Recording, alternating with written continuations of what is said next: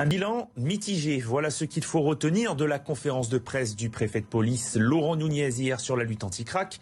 Selon lui, les résultats du plan mis en place lors de sa nomination sont positifs mais pas suffisants. Peu après sa prise de fonction en juillet 2022, il avait en effet promis l'éradication de cette drogue dans les rues de la capitale au bout d'une année. Nos équipes sont retournées à la rencontre des riverains pour faire un état des lieux avec eux. Reportage Dominique Marie avec Baptiste Keita et Diane Cacciarella. Vous voyez ?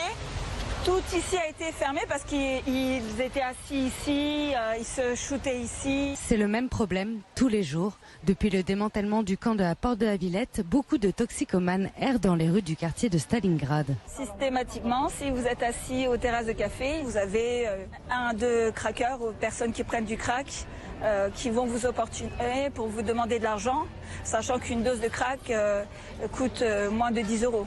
Dans le quartier Stalingrad, la situation est compliquée la journée et pire le soir.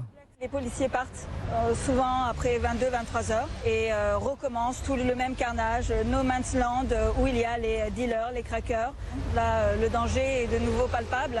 Un peu plus loin, même problématique dans le quartier Max Dormois. Il y a 2 semaines, on a eu 2 consommateurs de crack qui ont voulu entrer à tout prix ici pour consommer, et dont un qui m'a menacé avec un cutter.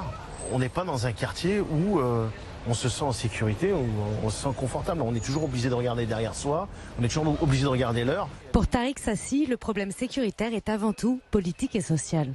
On est rempli d'hôtels sociaux dans tout le quartier, de structures qui accueillent justement les consommateurs de drogue en tout genre, sans une politique sanitaire en fait concrète qui les permet de sortir de ça. À Paris, il y a un peu plus d'une trentaine de lieux d'accueil des toxicomanes.